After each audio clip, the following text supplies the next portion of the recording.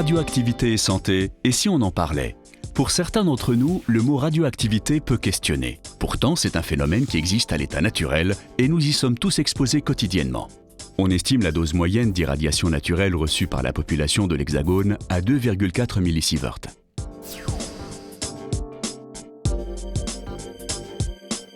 70% des doses que nous recevons proviennent de notre environnement naturel ou de nous-mêmes.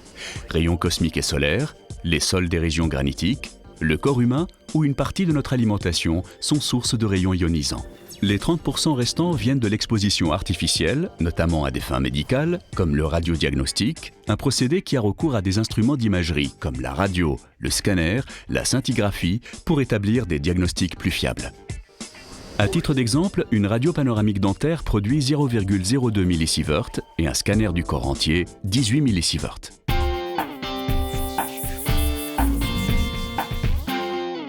Leslie est une jeune femme qui souffre de sinusite à répétition, ce qui l'a conduit ce jour-là à faire un scanner des sinus, un examen rendu possible grâce à la radioactivité, une invention qui a révolutionné la médecine. Zoom sur le radiodiagnostic, une technologie désormais au cœur de notre santé. Les explications du professeur Yves-Sébastien Cordoliani, radiologue. La radioactivité et les rayonnements plus généralement ont permis de faire des diagnostics qui étaient totalement impossibles jusqu'à un passé récent.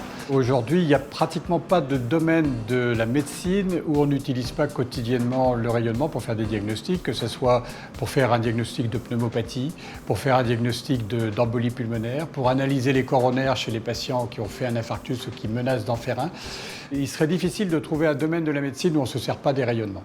Et quotidiennement, les patients ont des examens qui vont bouleverser leur prise en charge par rapport à ce qu'on était capable de faire ou de ne pas faire auparavant.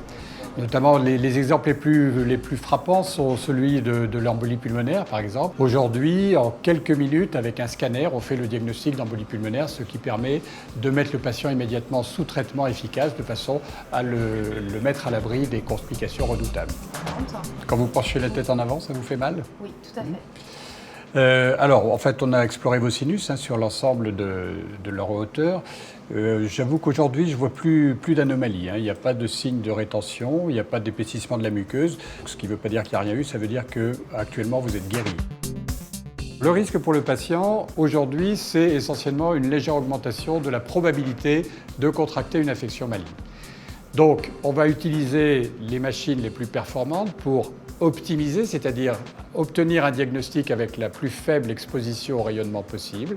Et bien sûr, on ne fera cet examen que s'il peut changer la prise en charge thérapeutique du patient.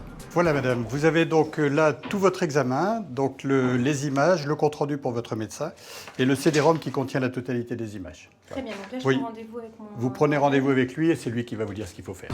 Donc les principes de radioprotection, c'est la justification, c'est-à-dire qu'on ne fait un examen que s'il apporte quelque chose de fondamental pour la prise en charge du patient, et l'optimisation qui est utiliser la moindre dose possible pour obtenir cette information.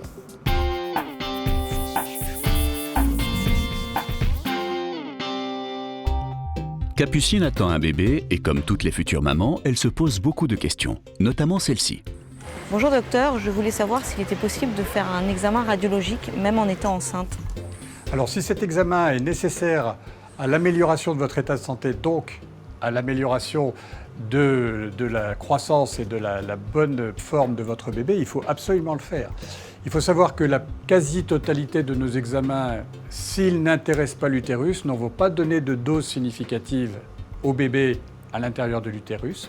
Et au plus important, ça sera de l'ordre de l'exposition au rayonnement naturel. Il faut savoir qu'elle est de l'ordre de 2,4 millisieverts par an en France, donc 0,2 millisieverts par mois. Donc en fait, la plupart des examens n'intéresseront pas l'utérus, mais même s'ils intéressent l'utérus, il faut savoir qu'aux doses qu'on va donner au diagnostic, le risque d'augmenter une éventuelle malformation chez le bébé est nulle. Ça, c'est quelque chose qu'il faut bien connaître. Aujourd'hui, aux doses du radiodiagnostic, il n'y a pas d'augmentation du risque malformatif. Merci, professeur.